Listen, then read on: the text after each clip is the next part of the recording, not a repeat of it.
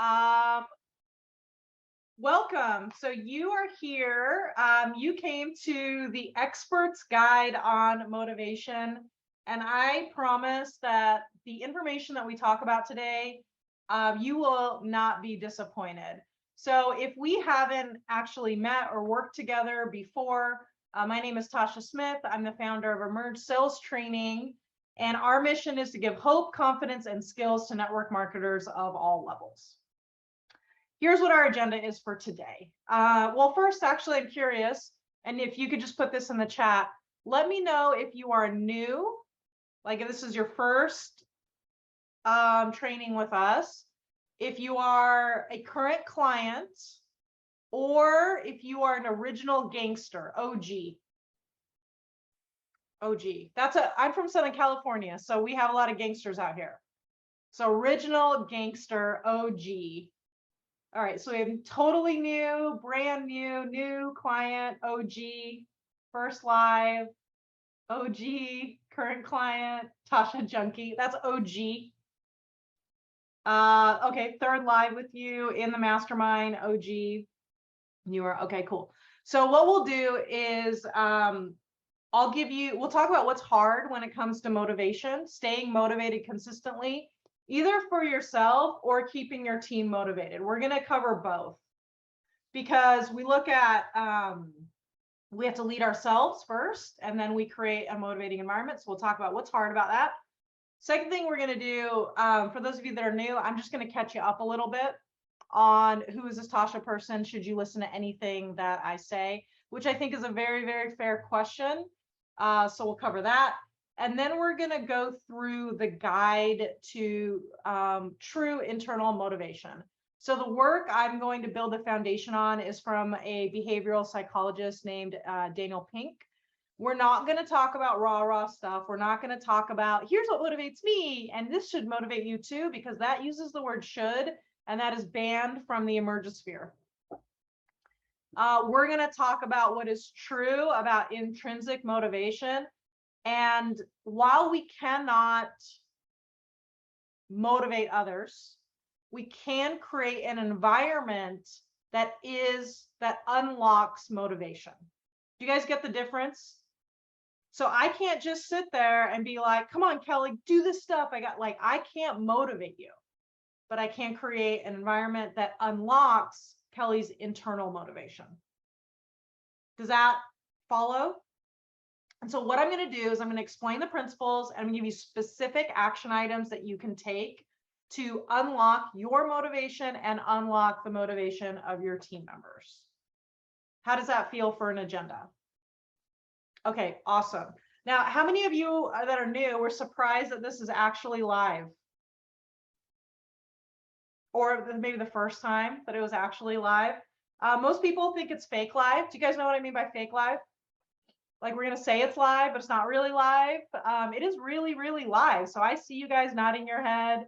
If you're able to turn your camera on, we would love to see you. But we want to make sure that this is an interactive conversation. We're not here just to sell you a course. We want to be with you, guiding you, talking to you, helping you get to the next level in your business. So what I'm going to do is I'm going to go through the training today. This is not a teaser training. So you guys ever been to one of those? Teaser training where like, I'm going to promise you the world. I'm going to tell you nothing and just talk in circles for an hour. And then make you spend $10,000 to learn anything. So I hate those. You guys hate those too? Cool. So we're not going to do that today. This training was originally written for clients to train their teams with. So we treat everyone as clients from the get-go. So this is our best stuff. At the end, I will share with you our Recruit Like a Boss Mastermind starts in 2 weeks. I'm super excited about that one. I'm going to walk through how that works, and I hope you'll join me. If you don't want to, that's okay too, but I want to make sure you guys are able to make the most informed decision. Does that sound fair? All right, cool. So let's jump in. We're going to start off by opening up Pandora's box, and we're going to need somebody brave to go first. So what is hard when it comes to staying motivated in your network marketing business? And someone's just going to need to unmute and start us off, and you can also put it in the chat. Tasha, I just moved to Florida and I don't know anyone. So getting motivated to do that, and then also motivating my team that's back in New Jersey while I'm here, is challenging. Okay, great. Thank you, Teresa, for going first. Belinda. I'm never sure of who to communicate with or who to connect with. Yeah. Who can relate to that? And so how does that, Belinda, affect your motivation?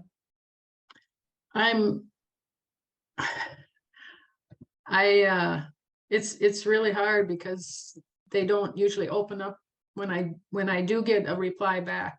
They don't open up with answering my questions or even Sure. trying to get a way to talk about what I have to offer them. Yeah, so it gets discouraging. Am I understanding that? Yeah. And then like your motivation takes a hit? Yeah. Who can relate to that? Yeah, okay. I hear you. Vicky. Did you unmute on purpose? Maybe not. You mean me or the other Vicky? Vicky Snyder. I just saw you unmute. Yes, so. I taking all the no's like without taking them personally, without having your own emotion come into it.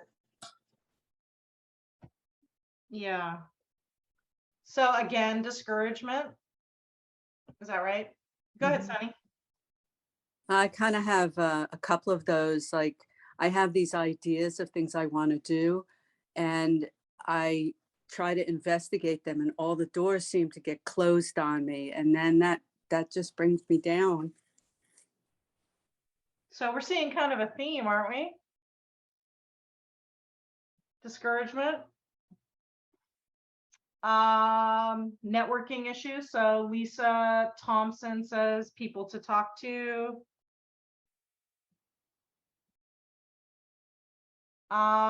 Vicky says I get busy. So I don't know, Vicky, if you want to pop in the chat how that impacts motivation.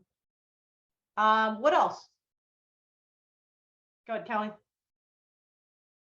That affect my motivation the most are when I do what I'm planning to do and I don't see the results that I was expecting to see from what I was planning to do. That's number one. I do the do without seeing the results. And then the second thing I think that when I have team members who say they're motivated, yep, we're going to do this, we're going to do this, and then there's no results coming from them either. And, you know, it's, or there's sometimes no action coming from them. So that affects my motivation too. I let that kind of get me down. Like I have expectations for my team that they don't meet, which I shouldn't have, but I do. And then it affects my motivation. Sure. So I thought I would get this result from this activity. I didn't. Now I'm so sad. And so now I don't want to do anything. I cannot relate at all. I'm just kidding. Yes. To all of that, yes. Who can relate to what Kelly just said? I think it's going to do this. It does this. Now I'm sad. Forget it. Why even bother? There's no point trying. I'll go as far, and I'm not saying Kelly said this, I'll go as far as there must be something wrong with me. Carol Fletcher.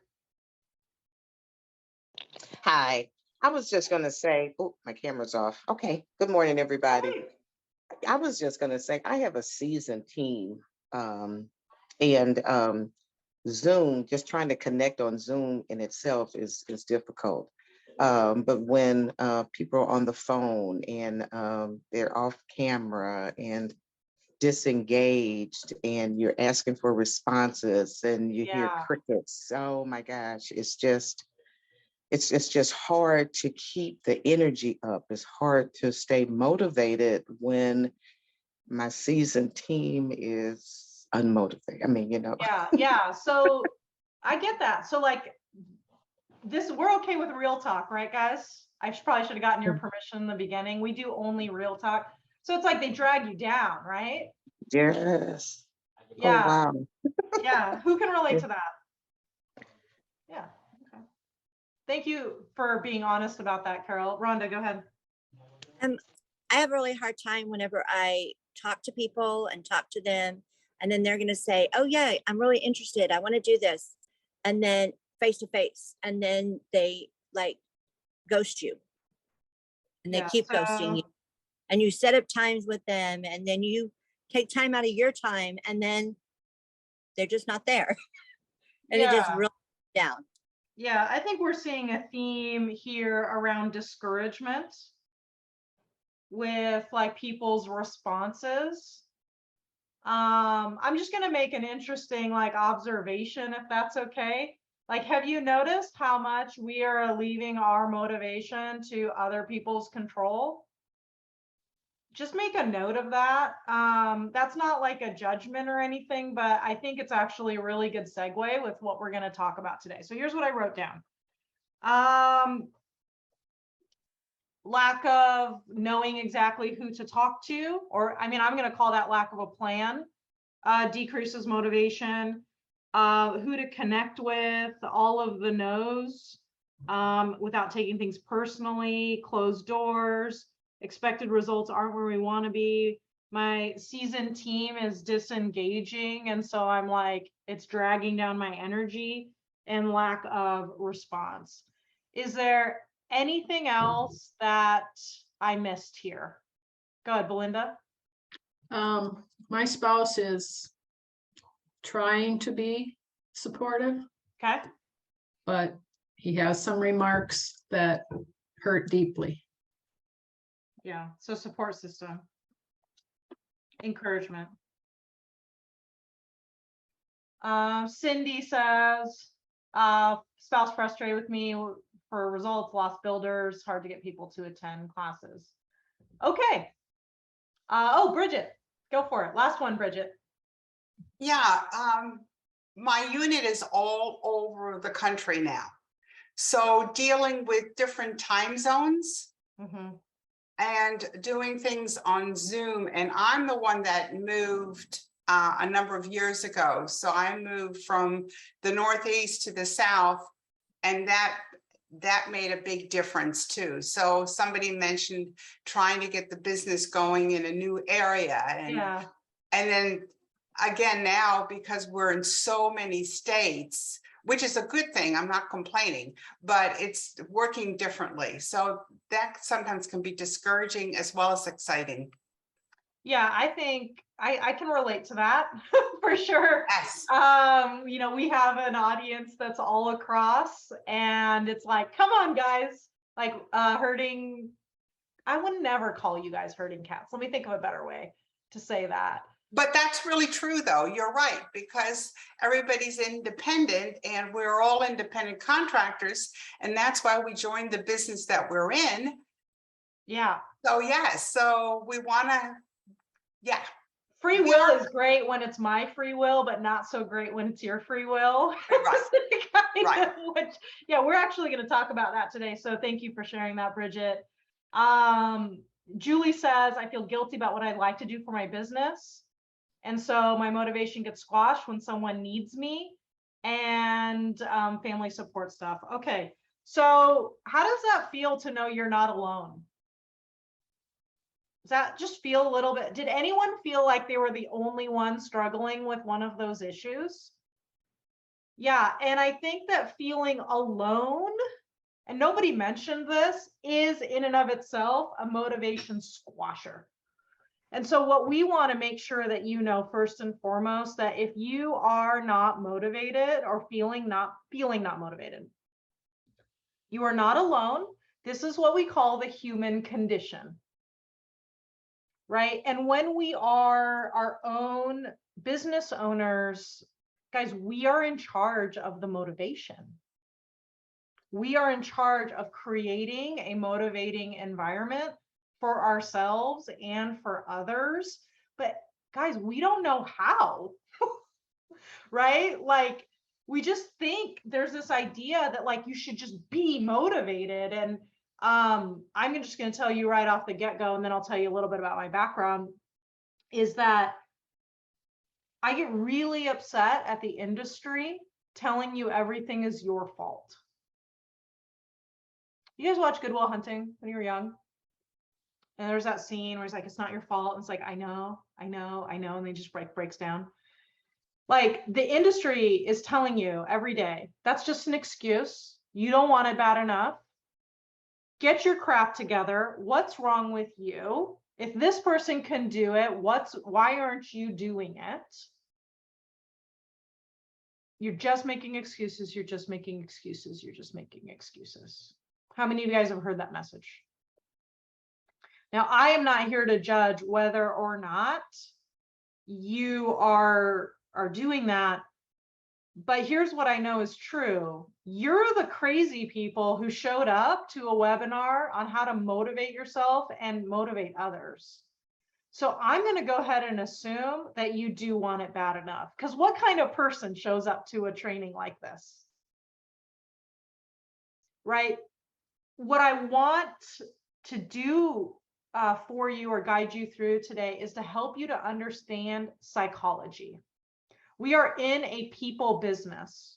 And so you can know as much as you want about the products, but if you don't know about people, we're well behind the 8 ball.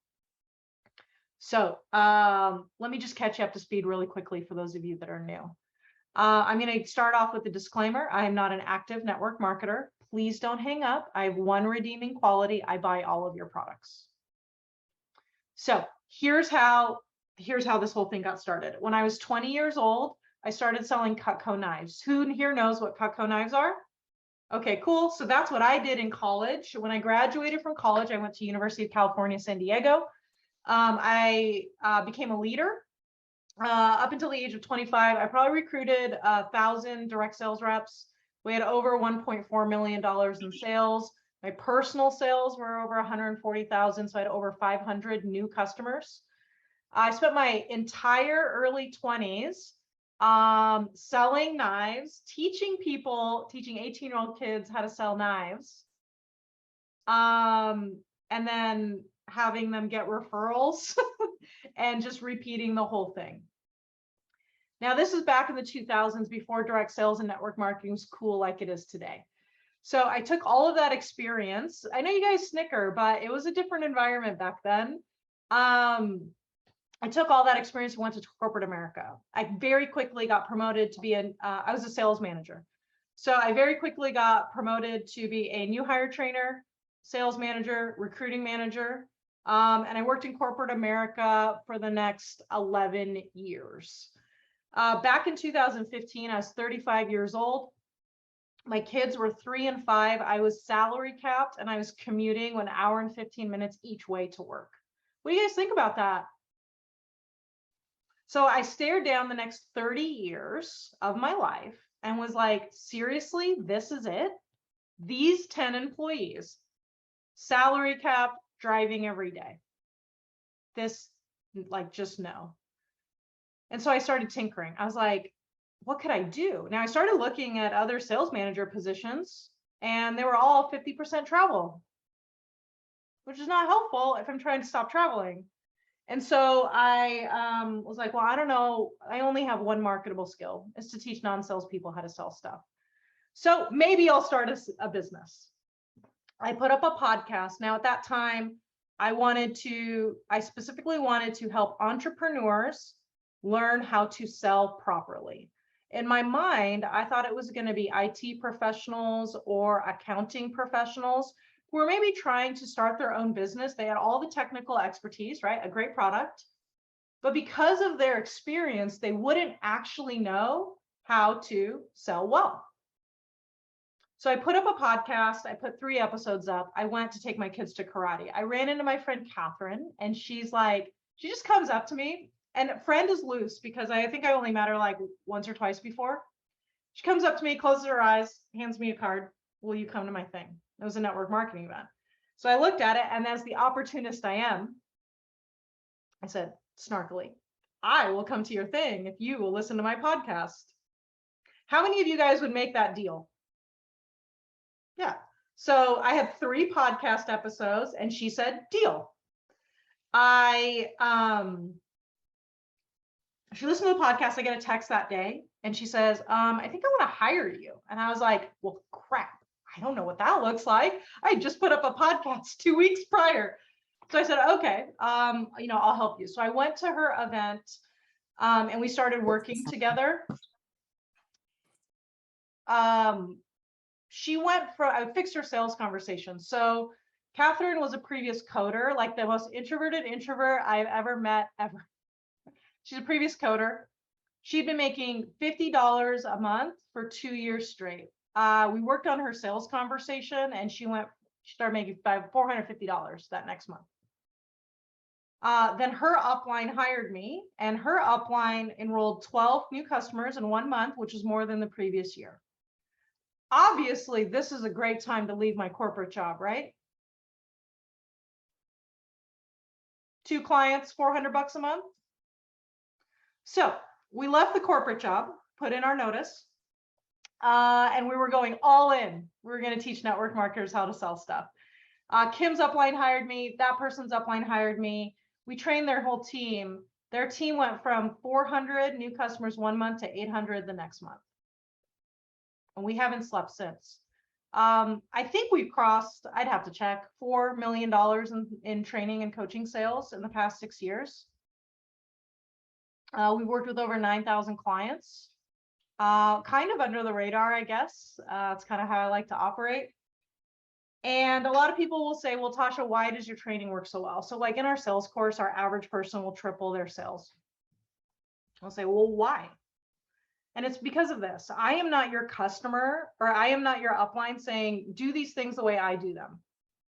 I'm your customer saying, for the love of God, could you please make it easier to sell or to buy something? Like, could we just make it easier to buy? This is, how many of you believe in the life-changing properties of your products? Raise your hand. Okay, then I believe you have a moral and an ethical obligation to learn how to sell well. Because if you don't know how to sell well, then I don't get your amazing life-changing products. How many of you said I'm not a salesperson? Oh. And why not? Because we have that picture of that salesperson who's high pressure and pushy. And so we're not going to go to any sales training because you're not a salesperson. We're going to go to mindset training to deal with all the rejection because you never went to sales training. That makes a lot of sense to me. So we go to mindset training. We don't go to sales training. And then what do we learn? Tell your story and follow up. Not a salesperson, and tell my story and follow up. And then what are you left with? Well, is there anything more high pressure and pushy than talking about yourself and following up till someone buys or dies?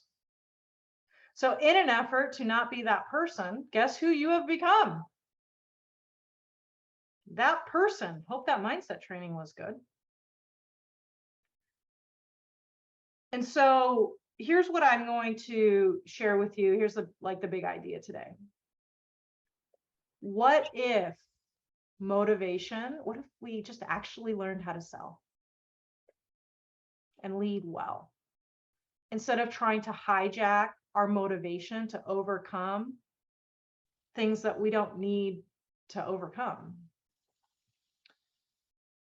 So this is our training philosophy. Purpose of every business is to create a customer. It's Peter Drucker.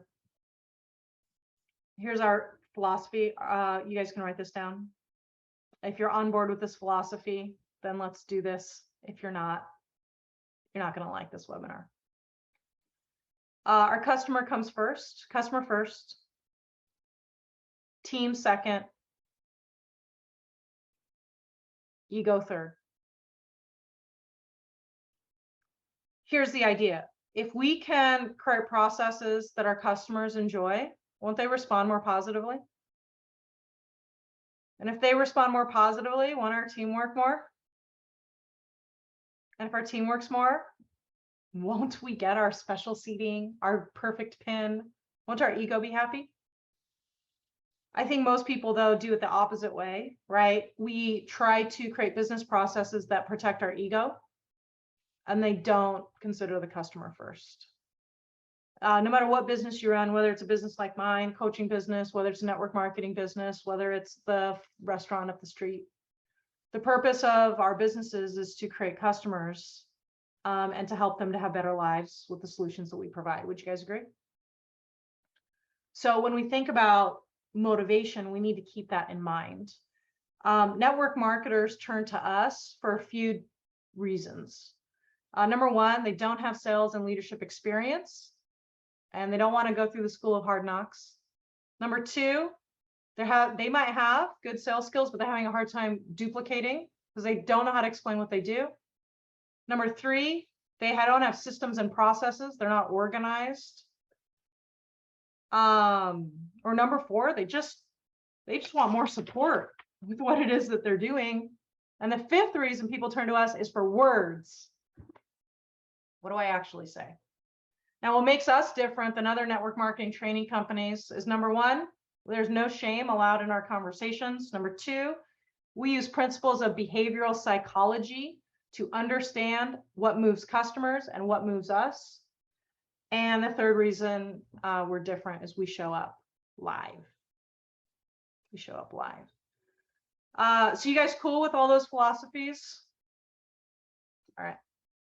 You ready to take some notes? We're going to jump in here. You guys feel better already? A little bit? All right. Awesome.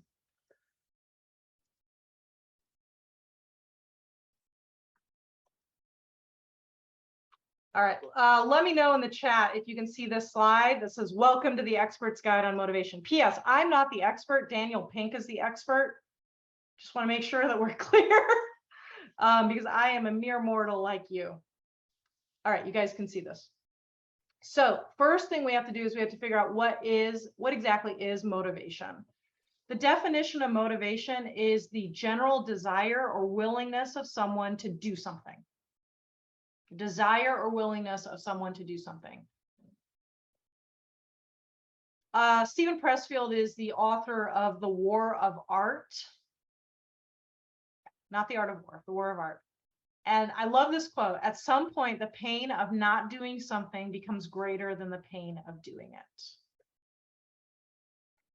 Now, we cannot motivate others, but what we can do is contribute to an environment that unlocks motivation when we understand what motivates people. And this is for us, and this is for others. Because if we don't do the work every single day, how many of you guys know you need to be consistent? Sometimes we do not feel like being consistent. So then what? And so this is why we have to unlock a motivating environment so that we can be consistent and so we can inspire consistency in others. The foundation of this work is from the book Drive by Daniel Pink. You do not need to go buy the book. There's a great little video on YouTube that's like 7 minutes that is adequate for the knowledge of a network marketing leader.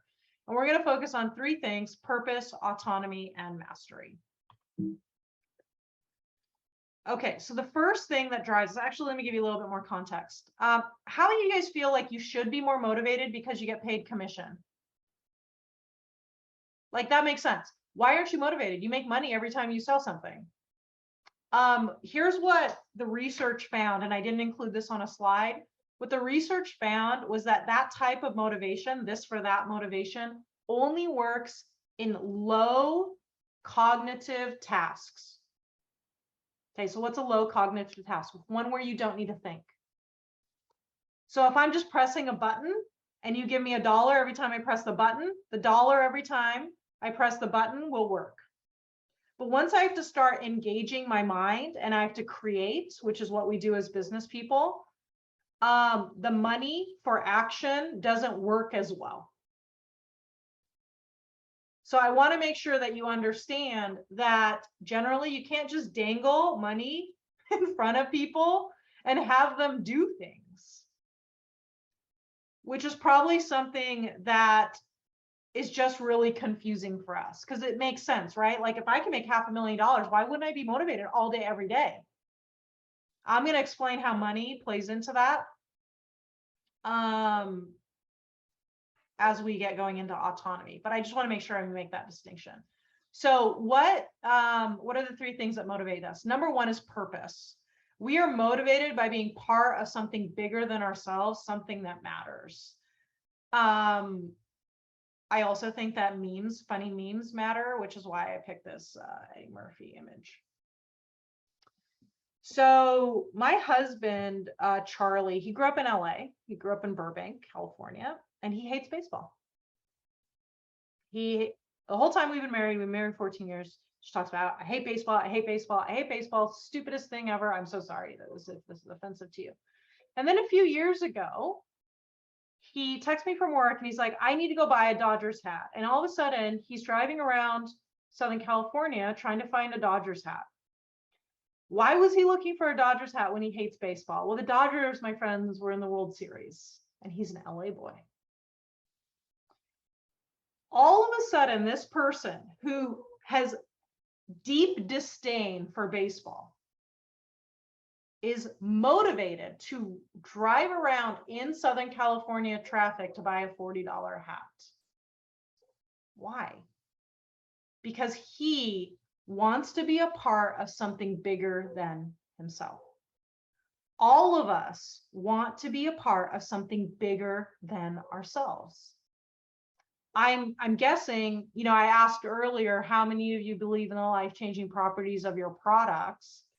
I am certain that what attracted you to your company is the purpose of the company, right? We all want to be a part of something bigger than ourselves. And so how do we create an environment that is purpose-filled? It's not just about the money. So if we want to stay motivated on a daily basis, we need to have a very clear line of sight to this. How is what you're doing making the world a better place? If you're clear on how your business is making the world a better place, you will be more motivated. If you are not clear on how your actions are making the world a better place, like it doesn't matter. You guys remember that theme that you were talking about earlier? You guys mentioned, well, I do the things, no one responds, so it doesn't matter. Right? Our motivation starts to get messed up when we think that the actions that we take do not matter. They don't make an impact. They don't make the world a better place. Now, for me, I tend to take things really to the extreme. And so I'm like, okay, I'm going to change the world. Well, now that's so big that I get overwhelmed. And I'm like, I could never change the world. And so my little actions, right, having this webinar with you guys today, that's not going to change the world, the whole world. And now I've actually gone too far in my purpose to where I'm like, well, this isn't going to make a difference. When I was a young direct sales leader, we heard this story about a starfish, kids and starfish. And so this little boy was walking with his dad on the beach, and the starfish, I guess, got swept up onto shore. And so the little boy, one at a time, is throwing them in. And the dad says, why do you even bother? You can't save them all. It doesn't matter. You can't save them all. And the little boy picks up one more starfish and throws it into the water and says, well, it matters to that one. And so what's helped me in running a business for the past 6 years, I guess almost 7 now, with all the ups and downs, is understanding that I am not here to change the world.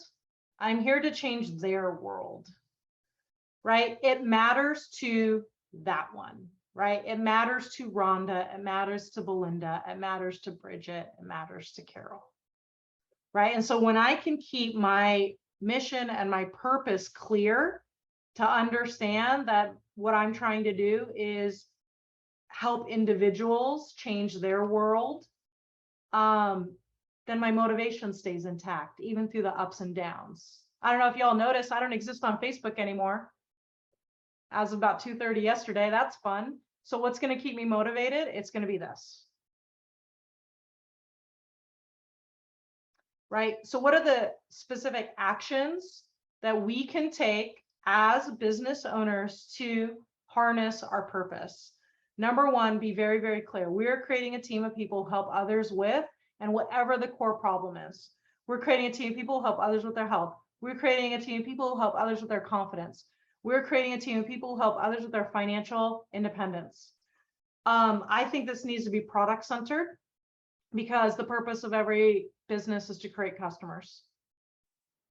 And if you say this over and over and over and over and over again, the first person you will convince is you, and then your team will come along. We have to keep ourselves and our team aligned with our mission. Our mission is to give hope, confidence, and skills to network marketers of all levels. When I say that, how does that make you feel?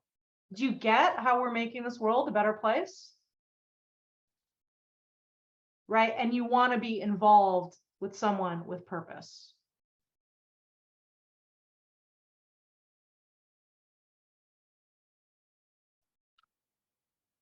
The next action. So we say this over and over and over again. My mom has this saying, would you rather be right or would you rather be happy? It's so annoying.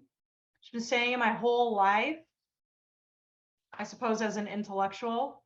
She says so many times, I just like roll my eyes every time I hear it. And that's how you want your team to respond to we're creating team people who help others with their blank. You want to say it so much that they're like, here we go again. Once you get tired of saying it is the first time the people you lead start to hear it. Patrick Lencioni, not my original one. The second thing is we want to keep people committed and connected to this mission. And so what do we do with our team members, right? We need to recognize them in line with our mission or our vision or whatever you want to call this statement. So we can send them a text that says, hey, I was just thinking about you. Thank you so much for having such a positive attitude all of the time. You're an important part of creating a team of people who's helping others with their health. I appreciate you. What do you think that's going to do to your environment of motivation?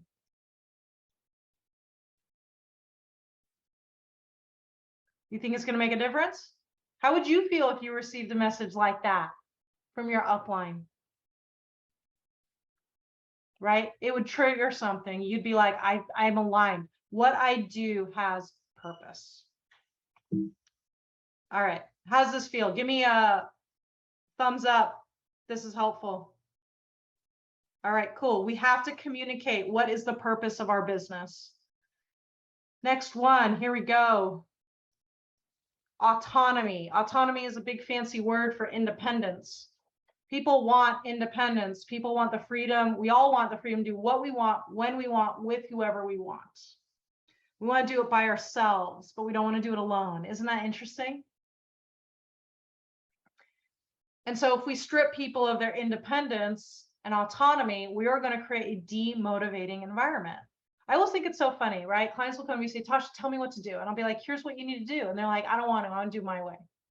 It reminds me of my older daughter, Zoe. She's 12 now, but when she was 2, she was in her car seat. I don't know if you guys, we would go to like unbuckle her from her car seat and she would scream. She'd be like, Zoe, by self.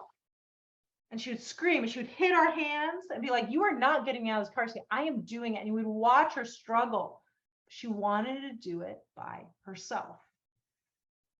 Right? We are born with a desire to be independent and autonomous, not born to be alone, right? But born to do it our way. Would you guys agree? And then we have our upline come in and said, hey, what's up? Do it my way. And we wonder why our people might not be motivated. So how do we create an environment of autonomy? Spend time doing the things that you enjoy in your business. Now, I'm not talking about do graphics instead of do outreach. I'm talking about things like when you're going to meet people in venues that you enjoy. If you love social media, use social media. If you love business networking events, do business networking events. If you love hosting in-home parties, host in-home parties. Spend time doing the things you enjoy in your business. They're much more likely to get results. take ownership of your own results, right? So let's say you go and do something, do some reflection. What went well? What didn't go well? What adjustments will I make? I obviously would love to be your guide for your business. I think I have a lot to offer with my 22 years of experience. But at the end of the day, it's your choice on what adjustments you're going to make. I don't want you to give up your role as CEO of your business. No matter how hard business gets, isn't it still better than working for someone else? Right? There's the kind of hard where it's like you're hard, and then there's the kind of hard where you're dealing with other people's hard. And so we want, right? We want to go through the process of improving our own independence with just reflection. What went well, what didn't go well, what adjustments will I make? This is where independence and autonomy, this is where the money thing comes in.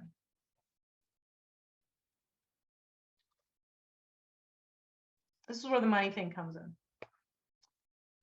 Money is motivating in the way that it increases our independence and our choice, right? So we have like basic money, we need to be able to eat, have a roof over our head.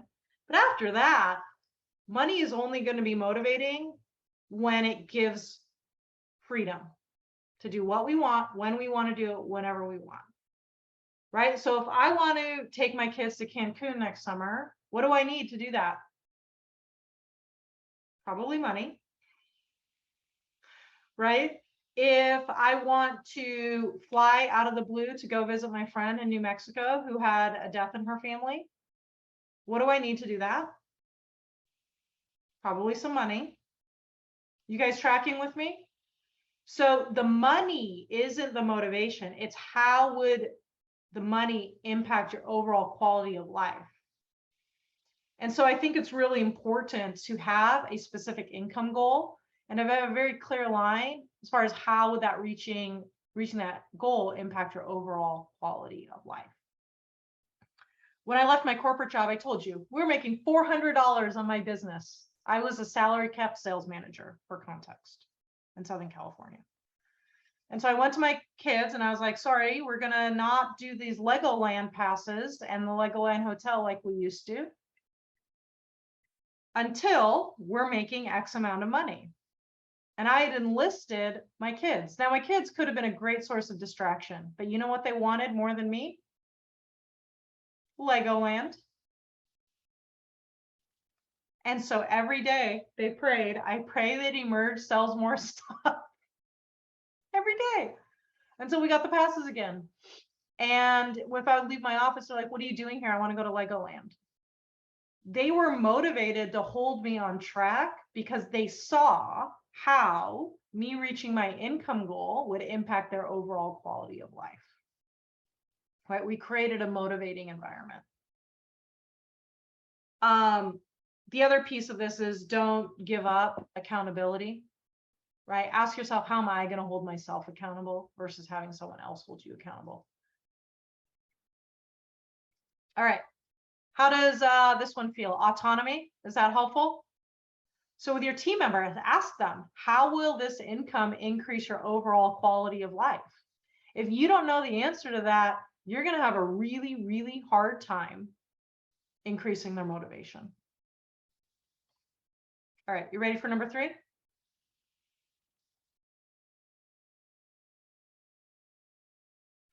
Number 3 is mastery. I'm improving and I can do this.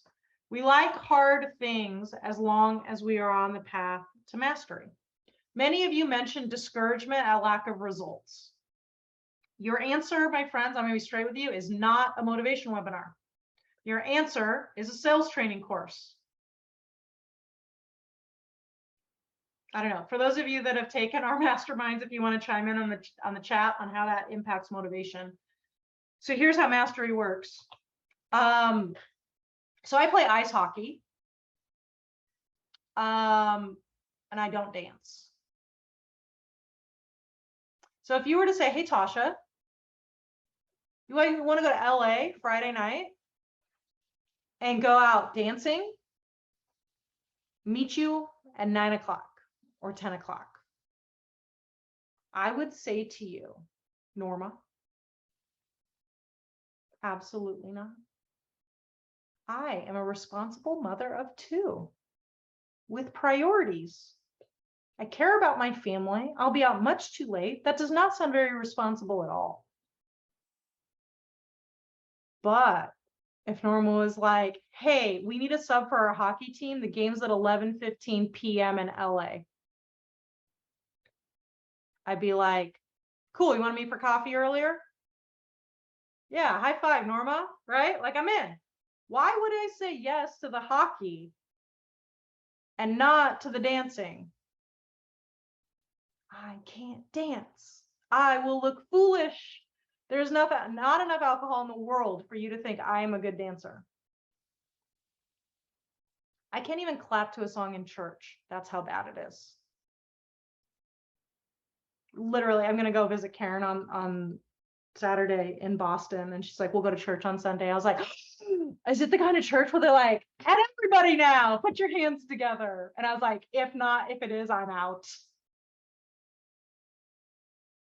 Right? Because I have no hope of mastering dancing. That's the difference, Debbie. I have no hope to master dancing. And so I am out. But as a hockey person, right, I'm an athlete. I used to play college basketball. So I have hope to get better. I can get results. I know that if I practice, I will get better. Do you guys see the difference? So that's why hockey is way more motivating to me than dancing, because there is hope that I can do it well, I can get better, I'm good enough. Now, do I have, and I obviously have delusions of grandeur that I'm 25 still, and I can do those moves. I know I'm not going to score on every shot I have, but I do think that if I shoot, I have a chance of scoring. But I also know that if I dance, I have no chance of scoring anything. It will be really not a great situation. So mastery is motivating. I'm improving and I can do this. We like hard things as long as we're on the path to mastery. So this is this idea of I'm never going to be good at this versus I'm getting the hang of this and I can see myself mastering it. So there are a few things to know about mastery. Number 1, skills matter. I'm going to be straight with you. Most of the things that you guys said that were hard about motivation, I'm just like, oh, that's because we just need better words. And we need to know what does success look like. So I need to know that if I invite 3 people to a one-on-one, one of them's going to say yes, not all 3. That's going to quench my discouragement. That's skill, right? You have to understand the business. So if I know out of X amount of people that register for a webinar, what is the percentage of people that typically show up? So I'm not bothered by the show rate because I know what success looks like. That's part of mastery, right? So if I'm a baseball player and I go up to bat 10 times and I get 3 hits, you know, most of our kids start off with like, oh, I was so terrible. I struck out twice and I got out 7 times. What would you tell this baseball player? 3 out of 10 is great. You're a legend. Right? But we don't know what success looks like in the network marketing business. And so we get discouraged very easily. But the other reason we get discouraged really easily is because maybe we need some better skills. I was at the first network marketing event I attended when I was a new coach.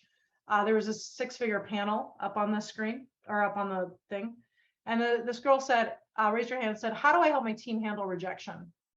And one of the leaders said, I don't know if you've experienced this. And they're like, well, by the time you reach the 6-figure rank, every no makes you $6. So just tell them that. Have you guys heard something like that? Like every no leads to a yes. And every no, you're making money no matter what. How many of you guys have heard that? And how do you feel when you hear that? Oh my gosh, like no. And her whole body just went like, okay, thanks. And so then I went up to her on a break and I was like, hey, I heard your question. That was a real bummer. You must be really discouraged. And she's like, yeah. I said, or you can learn how to get yeses. And she's like, what? I said, well, if your team is discouraged about no's, we could just teach them how to get yeses. And she's like, you can do that? And I was like, yeah, you can do that. There's a whole profession around doing that, right? And I see Valerie nodding your head, right? More yeses. So, when I think about a sales conversation, the average network marketer, guys, if you had 10 sales conversations, show me with your hands, not you merge people. Merge people, don't answer this.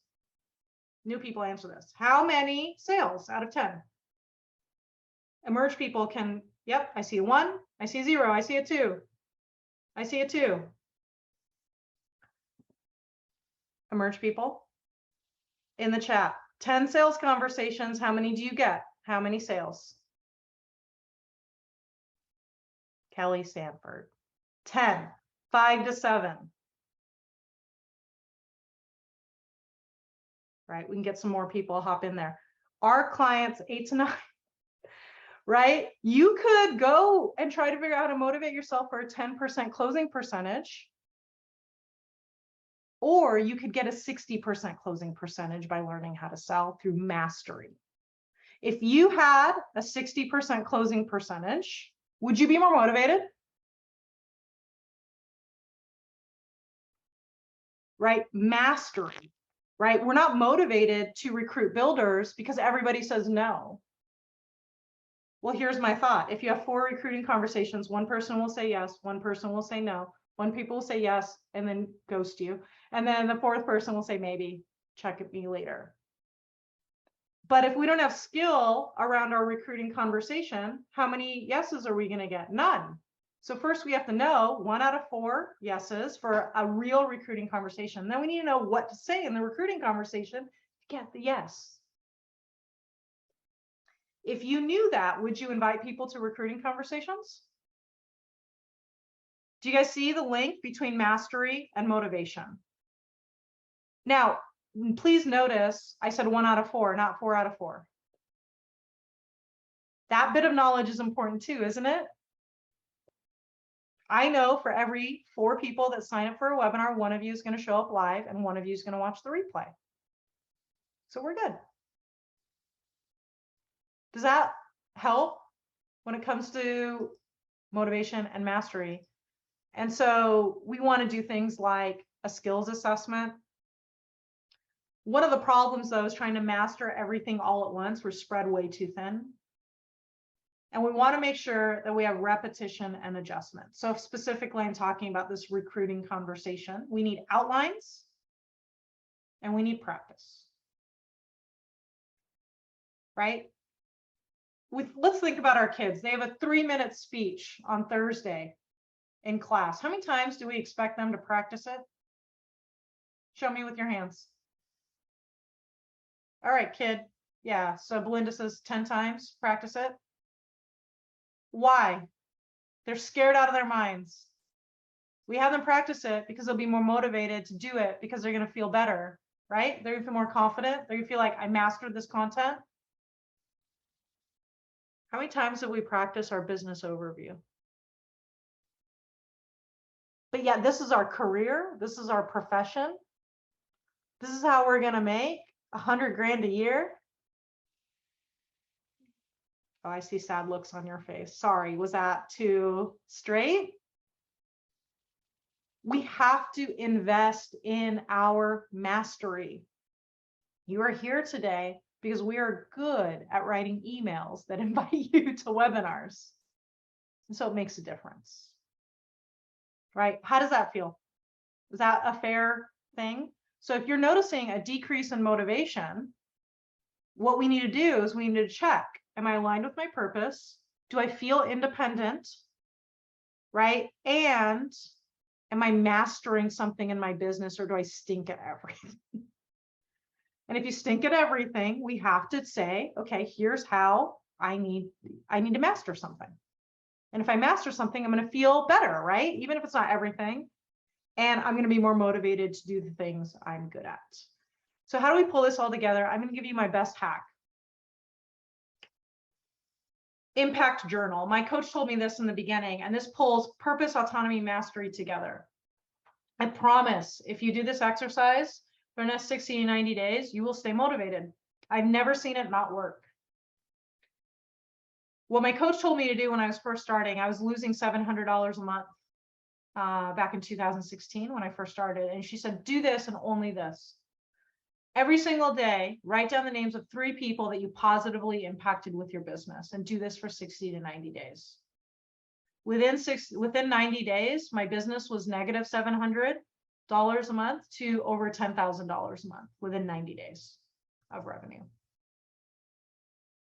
Because what happens is I became incredibly motivated by focusing on how I was making the world a better place, by noting that I was impacting it and I was focusing on the things I was good at.